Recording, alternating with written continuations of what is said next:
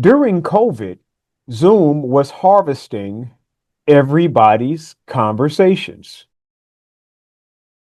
Zoom was capturing everybody's images, capturing everybody's content, and was putting it together to feed their AI. This was in a Rolling Stone magazine article. Now, people can draw their own conclusions about this whole thing. I just want to be clear that Zoom was capturing and it continues to capture all of the conversations that we have with the Right. intention of teaching AI. So when we were sat down for 12 to 18 months, whatever it was, because there was a pandemic, what a coincidence that we were all sat down in front of Zoom. And now we learned that we were feeding AI. So yeah, let's delve into let's rabbit hole that a little bit more because it's more than just the conversations, right? Like, number one at that time, if I recall, Zoom had a couple competitors, so you didn't Yep, automatically have to choose that's Zoom. There was a correct. couple other people, Yep, but the brand, it's almost like Xerox, it won out. So we now call this, whatever kind of virtual communication thing we tend to do becomes Zoom now. right. Whether you're on Microsoft Teams or whoever, Google this and that. But everybody's kind of like we call this Zoom, just like they call every kind of duplication copy a Xerox copy, Right. right?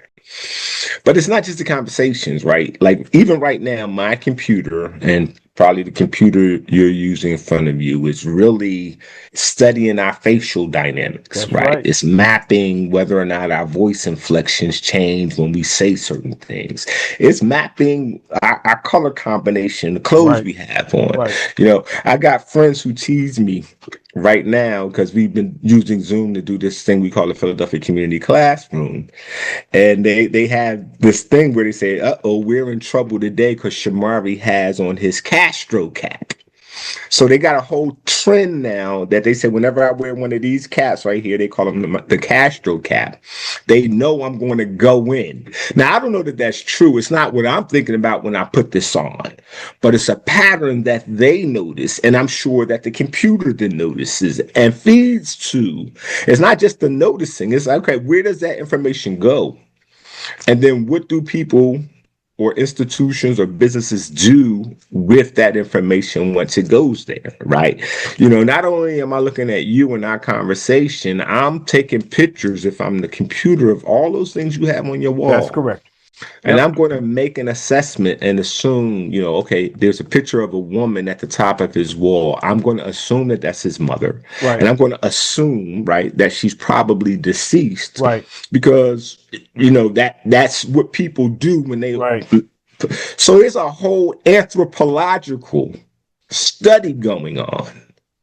In some ways, archaeological, if you're dealing with artifacts and stuff, study going on of us as lived reality that then gets ferreted to a lot of places. And again, we think it's innocuous because we're thinking as, we're citizens of a society that's supposed to be democratic. So, okay, the more they know, the better.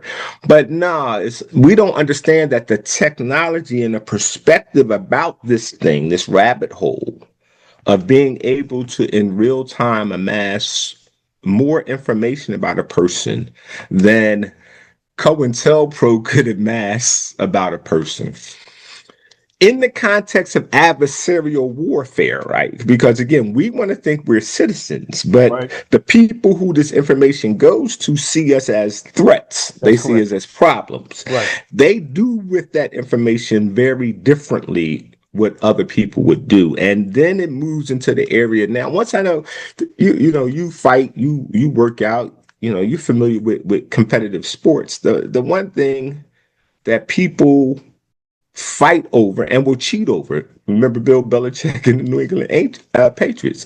If I can understand your training, your preparation, and get that intelligence, that's why intelligence is so important in warfare, so important in sports. I can then predict your moves.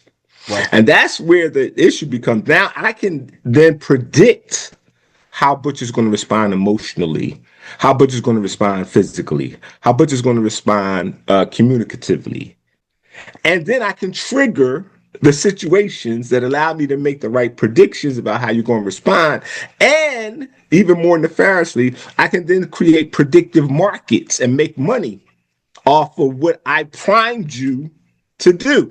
Whether it's good, bad, pain, pleasure, I can prime you into those things. That's why the name of the podcast makes it important. Priming should be added to it, right? Because the whole game right now is I can prime you into anger, I can prime you into joy, I can prime you into pain, I can prime you into pleasure. I can prime you because now I know your impulses and I know your reactions. And when you give somebody that much power or an entity that much power over you, and they see you as an adversary or a threat, you've essentially giving yourself. You might as well just climb up on the cross and sacrifice yourself. Because Right. that's what we do when we do this thing right now. Right. And we've been taught to think that that's normal. Right. That those of us who say, no, I don't want to participate at that level, we like you said, we the cuckoos, we the Right. conspiracy theorists.